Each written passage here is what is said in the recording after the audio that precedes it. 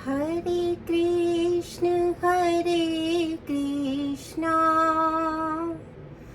कृष्ण कृष्ण हरे हरे, हरे राम राम राम हरे हरे। हरे कृष्णा हरे कृष्णा। सभी भक्तों को मेरा दंडवत प्रणाम। आज हम भगवद गीता जी के अध्याय 3 के 16वें जो श्लोक है उसके ऊपर चर्चा करेंगे। वास्तव में होता ये है कि इससे पहले भगवान जो हैं वो ये बता रहे हैं कि जितने भी ये संपूर्ण जगत है, ये हमें पता है कि कैसा होता है। ये संपूर्ण जगत अन्न से उत्पन्न है। जितने भी प्राणी हैं वो सबको कोई ना कोई पोषण चाहिए होता है, अन्न चाहिए होता है। तो वो अन्न से उत्पन्न है। और अन्न कैसे होता है? अन्न वर्षा से होता है और उसी से भूमि आप्यायित होती है। तो क्या करना चाहिए कि जो ये वर्षा है ये होती रहे। तो प्रार्थना करनी पड़ती है भगवान से, वर्षा प्रदान करने वाले देवताओं से। इसी प्रकार से इस भौतिक सृष्टि में जो कुछ भी मनुष्य को या सभी प्राणियों को प्राप्त हो रहा है, उसको भगवान के प्रतिनिधि के रूप में कोई न कोई देवता प्रदान कर रहा है। अब होता क्या है कि मनुष्य क्या होता है, मनुष्य ऐसा सोचता है कि वो इन सब का उपभोग करे और वो केवल भोग करता रहता है। और वो सोचता है कि वो कठोर परिश्रम करेगा और बहुत सारा धन संपदा इकट्ठा करेगा और फिर उसको सुख की प्राप्ति होगी। परंतु ऐसा होता नहीं है, क्योंकि उसकी जो कामनाएं हैं वो निरंतर बढ़ती रहती हैं और वो कभी भी जो है वो सेटिस्फाई नहीं हो पाता है, संतुष्ट नहीं हो पाता है। तो ऐसे में क्या करें? तो यहाँ पर भगवान ये बताते हैं, उससे पहले बता रहे थे कि भाई ऐसा है कि ये जितने भी यज्ञ हैं ये सब ब्रह्मभूत हैं। ब्रह्मभूत कैसे हैं? क्योंकि जो वेद हैं उन्होंने ही सभी प्रकार के यज्ञों का विधि विधान बताया है। सारे के सारे वेद कर्मादेशों से भरे हुए हैं। इसका मतलब क्या हुआ कि वेदों में किस प्रकार से हमें अपना जीवन जीना चाहिए, क्या तरीका होना चाहिए, किस तरह से हम यज्ञ करें और कौन कौन सी विधियों का पालन करें, ये सब जो है वो वेदों में लिखा हुआ है। एक तरीके से वो मैनुअल है जिसको हमें अपने इस भौतिक जीवन में रहते हुए फॉलो करना है। लेकिन ये मैनुअल किसने लिखा है? ये मैनुअल वस्तुतः क्या है? ये भगवान के ही मुखारविंद से प्राप्त हुआ है।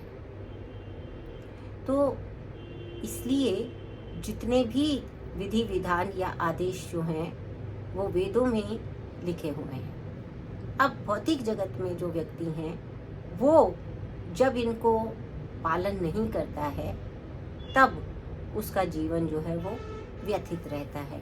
तो ऐसी ही भूमिका के साथ में इस श्लोक में क्या कहा गया है? एवं प्रवर्तितम चक्रम न अनुवर्तयि यह अघायुर इंद्रिये आरामो अघायु इंद्रिय आरामो मोघम पार्थ सजीवती। तो भगवान क्या कह रहे हैं कि ये जो एवं प्रवर्तितम चक्रम न अनुवर्तयेत, यानी कि जो व्यक्ति ये जो प्रवर्तित चक्र है, यानी ये जो यज्ञ चक्र है, ये कैसा यज्ञ चक्र है कि जो हमें, जो देवता हमें जो प्रदान कर रहा है, अन्न प्रदान कर रही है हमें पृथ्वी, और वो इसलिए प्रदान कर पा रही है क्योंकि वर्षा हो रही है। तो इसीलिए जिस भी वस्तु को हम प्राप्त कर रहे हैं देवताओं से, उनके लिए हमें यज्ञ करना चाहिए और जब हम ऐसा सोचते हैं कि बहुत कठिन परिश्रम करेंगे इस भौतिक जगत में और फिर उसका भोग करेंगे, तो ऐसे में वो जो है उसका जीवन व्यर्थ होता है, अमोघ व्यर्थ है, और वो पापपूर्ण है, वो रोगों से ग्रस्त है। तो ऐसा ही जीवन उसे प्राप्त होता है। क्योंकि ये तो है, इसमें बात ऐसी है कि ये जो मनुष्य का जन्म हमें मिला है, बेसिकली ये हमें आत्म साक्षात्कार के लिए मिला है। आत्म साक्षात्कार का अर्थ होता है हम स्वयं को पहचाने, अर्थात हमें अपने से जो हमारा भगवान के साथ जीव का नित्य संबंध है उसको पहचानने का प्रयास करें। और जब हमें ये पता चल जाता है कि हमारा भगवान के साथ किस प्रकार का संबंध है, जीव का भगवान से कैसा संबंध है, तब समझिए कि आत्म साक्षात्कार हो गया। तो भगवान ये कह रहे हैं कि ये जो मनुष्य का जीवन मिला है ये वस्तुतः किसके लिए है? आत्म साक्षात्कार के लिए है।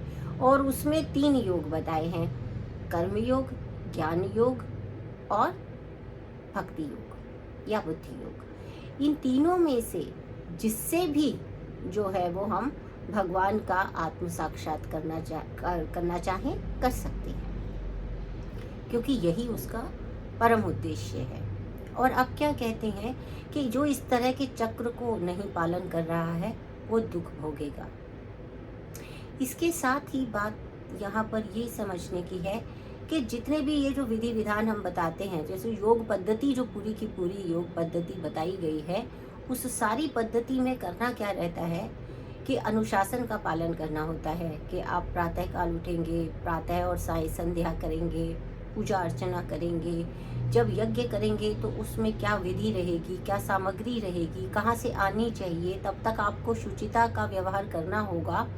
इस तरीके की जो गाइडलाइंस एक तरीके से दी गई है, कर्मादेश दिए गए हैं, उसके अनुसार करने से क्या होता है कि धीरे धीरे ही सही जो व्यक्ति है वो सकाम कर्मों को की पूर्ति करते हुए भी धीरे धीरे वो कृष्ण भावना अमृत में आने लगता है। क्योंकि अंतिम उद्देश्य क्या है? भगवान कृष्ण की शरण में आना। तो जब वो इन विधि विधानों का पालन करता है तब वो सकाम कर्म कर रहा होता है एक प्रकार से। क्योंकि हम देखते हैं कि हम जब यज्ञ करते हैं, सामान्यतः जो व्यक्ति यज्ञ करता है वो किसी ना किसी फल के लिए करता है कि पुत्र हो जाए, अच्छी जॉब मिल जाए मेरे को, मेरी उन्नति हो जाए, मैं अच्छा सा लाइफ स्टाइल हो, ये सब चीज़ों के लिए वो यज्ञ करता है। पुत्र की प्राप्ति हो, ये सब के लिए यज्ञ करता है। तो वो सकाम कर्म कर रहा है। लेकिन तब भी उस सकाम कर्म को करने के लिए भी यदि पूर्णतः वेदों के जो आदेश हैं, वेदों के द्वारा जो उसमें बताई गई है पद्धति, उसका यदि पालन करता है, वो सारी गाइडलाइंस को फॉलो करते हुए करता है, तो धीरे धीरे क्या होता है कि वो अपने आप ही उसका जो मन है वो शुद्ध होने लगता है। और फिर वो एक ना एक दिन जो है ग्रेजुअली कृष्ण भावनामृत में आ जाता है, अर्थात भगवान कृष्ण के शरणागत हो जाता है। और कभी जो व्यक्ति पहले से ही अपने सभी कर्मों को पूर्ण भाव से अपने आप को भोक्ता और कर्ता न मानते हुए केवल भगवान के आदेशों का पालन कर रहा हूँ ऐसा सोच के वो सभी कार्यों को करता है और उसमें किसी भी प्रकार के फल के लिए ना चिंता करता है ना आकांक्षा करता है, तो उसको कहते हैं निष्काम भाव से कर्म करना। तो ये जब निष्काम भाव से कर्म होता है, जिसे अकर्म भी कहा जाता है, वस्तुतः वही बुद्धि योग है, क्योंकि वही भक्ति योग है जिससे कि हम भगवान की शरण में आ सकते हैं या आने का प्रयास कर सकते हैं। तो इसी विषय के साथ ही मैं ऐसी प्रार्थना करती हूँ कि हम लोग इस यज्ञ चक्र का अनुसरण करें और इस बात को सदैव स्मरण रखें कि यज्ञ का परम भोक्ता भगवान कृष्ण ही है। इसलिए जो भी यज्ञ हम कर रहे हैं, जिस भी देवता के लिए कर रहे हैं, वस्तुतः हम वो भगवान कृष्ण के लिए ही कर रहे हैं। ऐसी गंभीर भावना के साथ यदि हम यज्ञ करते हैं अथवा वैदिक आदेशों का अनुसरण करते हैं तो हम निश्चित रूप से भगवान की शरण को प्राप्त कर सकते हैं। हरे कृष्णा हरे कृष्णा।